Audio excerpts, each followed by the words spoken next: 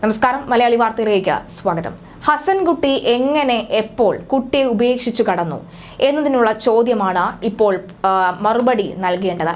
Police ഇതിനുള്ള മറുപടി വ്യക്തമായി പറയുന്നില്ല.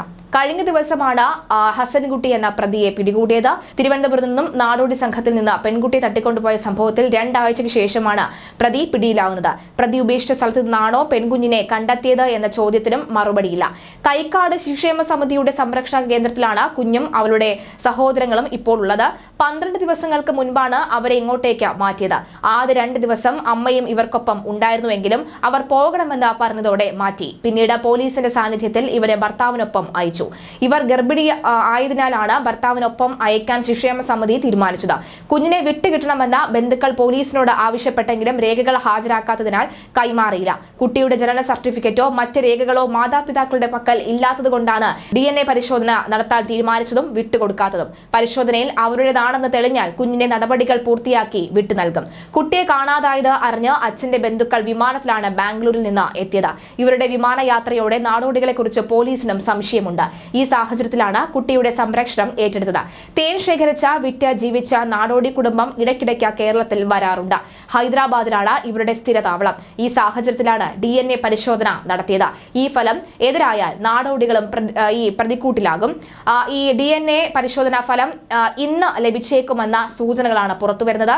പ്രത്യേക പരിഗണന നൽകി വേഗം ഫലം ലഭ്യമാക്കണമെന്ന് ചൂണ്ടിക്കാട്ടി അന്വേഷണ മേധാവികൾ ഫോറൻസിക് ലാബിലേക്ക് കത്ത് നൽകിയിരുന്നു.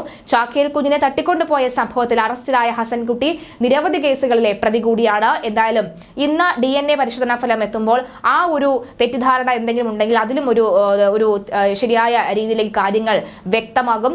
ഈ കുട്ടി ഇവരുടെ തന്നെയാണ് എന്നൊരു കൃത്യമായ ഒരു തെളിവുകൾ ലഭിക്കും. എന്തായാലും ഈ ഹസൻകുട്ടിയെ പിടികൂടാൻ സാധിച്ചത് പോലീസിന്റെ വലിയൊരു മികവായി തന്നെയാണ് ഇപ്പോഴുള്ള വിലയിരുത്തൽ.